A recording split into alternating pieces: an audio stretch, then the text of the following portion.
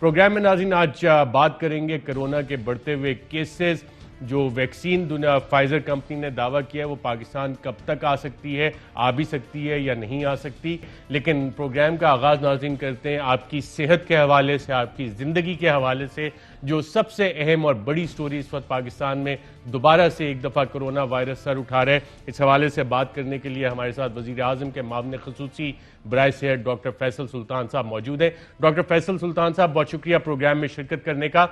Corona کے cases دوبارہ بڑھنے شروع ہو گئے ہیں, اس کی بڑھنے کی فریکوینسی کیا ہے اور عوام کے لیے احتیاط کرنا کتنا ضروری ہے اس حوالے سے؟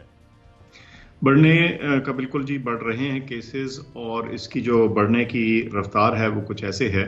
کہ یہ جو تعداد ہے روزانہ کے کیسز کی, اس طرح کی تعداد آج سے کئی ہفتے پہلے تھی, اور پچھلے کئی ہفتوں میں اس سے 1/3 کے قریب فگر چلتی رہی. سو میں سمجھتا ہوں کہ اس میں کوئی شک نہیں کہ یہ جو انکریز ہے یہ ڈیفینٹ ہے اور یہ سگنیفیکنٹ ہے, یہ واضح ہے, اس میں کوئی شک نہیں. اس میں جو مین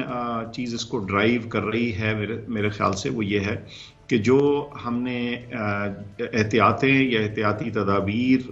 اپنا لی تھیں, سیکھ رکھی تھیں, ان سے ہم نے کنارہ کشی اختیار کر لی, ہماری موبلٹی بڑھ گئی, ملنا جڑنا بڑھ گیا, اور کچھ خصوصی ایکٹیویٹیز جو ہیں ان میں خاطر خواہ اضافہ ہوا ہے. مثال کے طور پہ میں شادیوں کا ذکر کروں گا, بڑے ایونٹس ہیں, اس میں بہت سے لوگ آتے ہیں, ملتے ہیں. ماسک کا استعمال قطعی ختم ہو گیا, خصوصاً جب آپ کھانا کھا رہے ہیں تو ویسے ہی لوگ اتار دیتے ہیں, اس کے بعد واپس ماسک لگانا بھول جاتے ہیں. میں سمجھتا ہوں یہ مین وجہ ہے ہماری انٹر مکسنگ اور ایکٹیویٹی کا جو انکریز ہے وہ اس کے پیچھے کار فرما ہے. ڈاکٹر فیصل سلطان صاحب, یہ دعوے بھی سامنے آ رہے ہیں کہ کرونا وائرس کی ویکسین باقاعدہ طور پہ ایجاد کر لی گئی ہے, اور اس کی اویلیبلٹی کب تک ہوگی, اور پاکستان میں یہ کیا واقعی اویلیبل ہوگی اور کب سے اویلیبل ہوگی, اور اس حوالے سے آپ کیا اقدامات کر رہے ہیں؟ ویکسین کے حوالے سے جی 5-6 بڑی کمپنیاں ہیں, ویسے تو درجنوں ہیں جو کہ اس ریس میں موجود ہیں, لیکن 5-6 بڑی کمپنیاں ہیں جن کی ویکسینز ہم سمجھتے ہیں کہ قریب قریب اس موقع پہ آ رہی ہیں کہ ان کی افادیت کا واضح پروف نظر آنا شروع ہو جائے.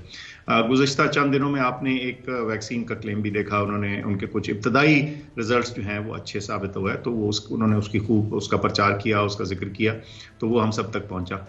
میں سمجھتا ہوں کہ ان میں سے کوئی بھی ویکسین جو ہے وہ کنزیومر تک کسی بڑی تعداد میں اگلے کئی ہفتے اور کئی مہینوں تک نہیں پہنچ پائے گی, سمیت ان ملکوں کے جو زیادہ ایڈوانسڈ ہیں اور جہاں یہ ویکسینز بن رہی ہیں. کیونکہ ابھی اس ویکسین کی بھی ابتدائی کے بعد جو فائنل نتائج آئیں گے, اس کے بعد اس کو اپروول ملے گا اگر یہ واقعی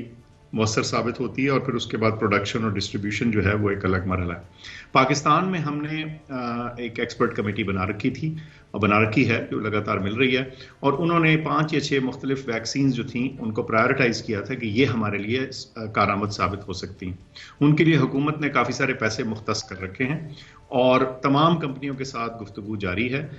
دیکھنا صرف یہ ہے کہ اس میں وہ کون سی برانڈ یا وہ کون سی ویکسین ہے جو افادیت کے حوالے سے بھی اچھی ہے اور جس کی رسائی بھی ہم تک حاصل ہو سکے. جب فائزر کمپنی نے جس ویکسین کا دعویٰ کیا ہے کہ اس کی 90% افادیت ابھی تک ٹیسٹوں سے پروو ہوا ہے کہ کرونا کو سپریڈ سے, وائرس کو سپریڈ کرنے سے روکتی ہے, کیا وہ پاکستان جیسے ممالک میں بھی آ سکتی ہے؟ اور خاص طور پہ جب یہ کہا جائے کہ اس کی سٹوریج کے لیے -70 ڈگری سینٹی گریڈ غالباً ٹیمپریچر رکھنا ہوگا, تو ہمارے پاس یہ ساری کولڈ چین مینٹین کرنے کی فیسلٹیز ہیں. اگر یہ بن بھی گئی اور ویکسین فائنل اپروول ہوتی ہے تو ہم تک یہ کب تک پہنچے گی؟ اچھا صاحب, یہ ویکسین میں سمجھتا ہوں کہ اس کا جو ڈپلوائمنٹ ہے, اس کا استعمال زیادہ تر ایڈوانس ملکوں میں یا انڈسٹریلائز ملکوں میں رہے گا. جیسے آپ نے فرمایا, اس کے کولڈ چین میں -80 ڈگریز یا -70 ڈگریز کی ریکوائرمنٹ ہے. یہ فریزر پاکستان میں بھی ہیں, لیکن ظاہر ہے اس تعداد میں نہیں ہے کہ ہم اس کو پورے ملک کے لیے ایک کولڈ چین کے لیے استعمال کر سکیں. ایک لمیٹڈ یوز کی حد تک تو شاید یہ آ جائے, لیکن میرا خیال یہ ہے کہ ہمارے استعمال میں زیادہ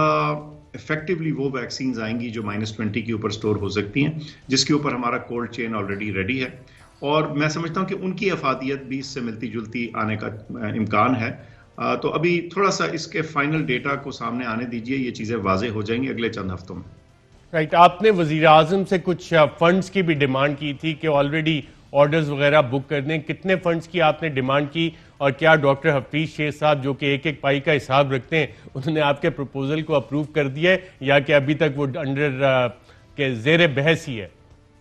نہیں جی، وہ چونکہ یہ بہت اہم معاملہ تھا، وزیر اعظم صاحب کو ہم نے سفارش کی تھی کہ یہ جو ہیں پیسے مختص کر دیے جائیں، اور انہوں نے یہ پیسے جو ہیں ان پرنسپل اپروو کر دیے. اور صرف دیکھنا ہم نے یہ ہے کہ یہ ہم نے کس جگہ اور کون سی ویکسین کے اوپر خرچنے ہیں، کیونکہ اس وقت جو اصل چیلنج ہے وہ یہ دیکھنا کہ افیکٹو کون سی ہے، ہمارے سپلائی چین کے حساب سے سوٹیبل کون سی ہے، اور ہم تک پہنچے کیسے. کیونکہ آپ امیجن کر سکتے ہیں کہ دنیا کے جو امیر ملک ہیں انہوں نے ہر ویکسین کے مینوفیکچرر کے سامنے بلینز یا hundreds of millions of dollars جو ہیں وہ رکھ کے تو خریداریاں، پوٹینشیل خریداریاں ان کی بھی کر دی ہیں جس کی ابھی افادیت بھی نہیں پتہ. اب پاکستان اس طرح کی جسے کہتے ہیں پوزیشن تو نہیں رکھتا کہ امریکہ یا انگلینڈ کی طرح، برطانیہ کی طرح 6 یا 8 مختلف ویکسین مینوفیکچررز سب کے ہاں جو اپنے سٹاکس ہیں وہ بک کرا دے. تو ہم نے ذرا عقل اور فہم سے اور اسٹریٹجی سے یہ کرنا ہے، تو اسی لیے اس ساری سچویشن کو ہم ذرا زیادہ غور سے دیکھ رہے ہیں. لیکن انشاءاللہ جب یہ ویکسین ان میں سے کوئی بھی افیکٹو ویکسین مارکیٹ میں آ گئی تو انشاءاللہ پاکستان میں بھی اویلیبل ہو جائے گی، اور اس کو ڈپلوائے کرنے کا طریقہ کار بھی ہم نے پہلے سے تجویز کر رکھا. اچھا ڈاکٹر فیصل سلطان صاحب، جتنے بھی ایس او پیز ایشو ہوتے ہیں NCOC کی طرف سے وہ جنرلی عام لوگوں پہ اور ان کو فالو بھی کرنا چاہیے، لیکن ایک رسپانسبلٹی ہماری سیاسی قیادت کی بھی ہے. اپوزیشن بھی جلسے کر رہی ہے، ریلیز کر رہی ہے بڑی بڑی، اور حکومت بھی یہ سارے جلسے اور ریلیز اس حوالے سے کر رہی ہے. تو NCOC اس حوالے سے ان سیاسی جماعتوں کے قائدین کے ساتھ اور خاص طور پہ حکومت جو کہ خود NCOC میں بیٹھی ہے، یہ ساری صورتحال دیکھ رہی ہے، وہ بھی اس پہ جا رہی ہے جلسے جلوسوں پہ، تو اس حوالے سے آپ نے کچھ آگاہی کابینہ کے ارکان کو دی ہے، سیاسی جماعتوں کے لیڈران کو دی ہے؟ بالکل جی، اس میں NCC جو تھی، جو NCOC سے اوپر والی باڈی ہے جس میں تمام چیف منسٹر صاحبان جو ہیں وہ بیٹھتے ہیں، وزیر اعظم بیٹھتے ہیں، باقی سینئر منسٹرز ہوتے ہیں، وہاں یہ بڑے واضح طور پہ بات ہوئی ہے اور یہ چیز فلیگ کی گئی کہ جو لارج ایکٹیویٹیز ہیں یہ اس میں کنٹریبیوٹ کر رہی ہیں، اور سیاسی سرگرمیاں جو ہیں وہ اس سے کسی صورت بھی جسے کہتے ہیں بچی نہیں رہ سکتی، کیونکہ بہرحال وہاں بھی وائرس جب آئے گا تو وہ یہ تھوڑی دیکھے گا کہ کیا کس قسم کی سرگرمی ہے. تو یہ چیز کنسیڈریشن میں تھی. کچھ ایک آدھ پروونسز اس بارے میں سوچ رہے تھے، لیکن میں سمجھتا ہوں کہ اگلے چند دنوں میں اس کے اوپر بڑا کلیئر اور واضح فیصلہ دیا جائے گا، اور NCOC کے پلیٹ فارم سے باہر کیف ہم پروفیشنل اور میڈیکل اور ایپیڈیمیولوجک ریکمنڈیشن اور گائیڈ لائن دیں گے. اس میں کسی قسم کا سیاسی رنگ نہیں ہو پائے گا، کیونکہ بہرحال وہاں سے ہماری ذمہ داری جو ہے وہ بڑی واضح ہے، اور اس کا تعلق ہیلتھ اور ہماری جو اوور آل سوسائٹی پہ امپیکٹ ہے وہ ہے. ڈاکٹر فیصل سلطان صاحب، بہت شکریہ پروگرام ایگمنٹ میں شرکت کرنے